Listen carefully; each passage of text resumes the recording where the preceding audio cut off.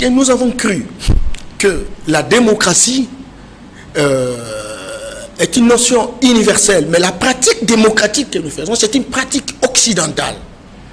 Et il est démontré aujourd'hui par des savants contemporains occidentaux, dans la théorie de la complexité, pour dire chaque espace, chaque territoire, chaque géographie, chaque historicité a un modèle qui a gouverné ses ancêtres et qui peut être considéré comme une fondation avant véritablement de construire les greffons culturels ou démocratiques.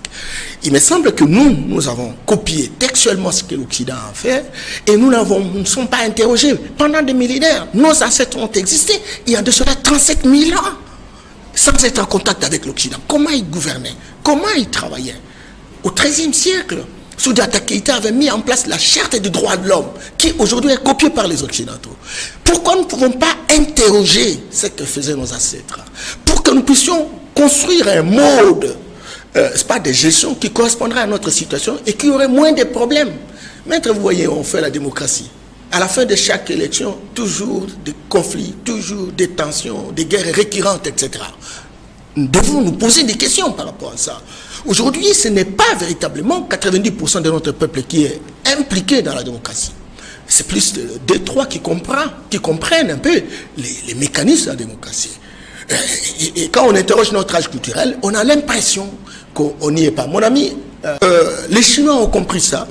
Et les Chinois ont interrogé véritablement leur environnement. Et c'est comme ça qu'à un moment donné, ils ont compris qu'ils ont été foutus à la merde par la religion, l'école, les institutions occidentales. Ils ont chassé les pasteurs, ils ont chassé les imams, ils ont chassé les prêtres et ils se sont réconciliés avec leur environnement. Ils ont produit leur modèle démocratique. Et donc, la démocratie, ce n'est pas seulement celle qui est occidentale. Et les occidentaux ont donné l'impression que leur civilisation, leur démocratie est universelle. Non. Aujourd'hui, Edgar Morin démontre très clairement, il est un Français d'origine juive. Il dit, il n'en est pas question. Chaque groupe, chaque espace doit avoir véritablement sa fondation. Cependant, les Indiens ont tenté, ils en sont là où ils sont, les Chinois, etc. Et aujourd'hui, même les Latino-Américains sont en train d'y travailler. Alors, pour l'initiation. Et donc, nous avons connu une initiation. Une initiation de nos ancêtres. C'est comme ça qu'à un moment donné, dans un village, vous avez des chasseurs. Ces chasseurs ont été initiés. Ce n'est pas tout le monde qui est chasseur. Vous avez des éleveurs, vous avez des agriculteurs, vous avez. Ce sont des initiations. Et qui répondaient à une logique du terroir.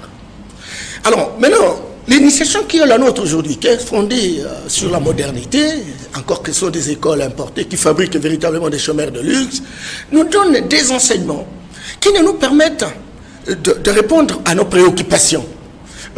Et c'est comme ça que, généralement, nous avons été fabriqués par rapport aux besoins véritablement de l'Occident. Les routes, vous voyez ce qui bambille, sont choisies simplement parce qu'on sait que les produits vont passer par là et ils vont arriver. Alors l'esprit devient de plus en plus important aujourd'hui parce que le type d'enseignement qui nous a été donné est compartimenté à deux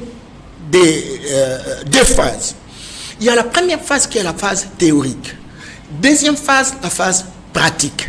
Mais il reste une phase importante qui est la phase spirituelle, l'authenticité spirituelle. La spiritualité nous permet d'être vigilants, d'ouvrir les yeux, d'être en connexion avec notre environnement et d'avoir la capacité de les transformer.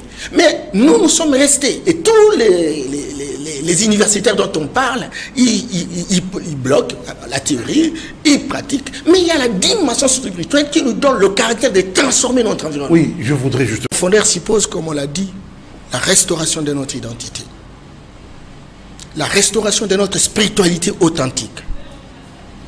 Les jours où nous comprendrons ça, les jours où nos dirigeants comprendront ça, ils mettront des batteries en marche pour que nous ayons des hommes et des femmes qui sont capables de relever le défi. Parce que Dieu, comme vous le voyez là, il a créé des espaces. Il a donné des génies dans chaque espace. Et il sait que s'il y a un problème qui tombe dans cet espace-là, il a donné toutes les potentialités humaines pour qu'on trouve solution par rapport à ça. Oui, mais monsieur...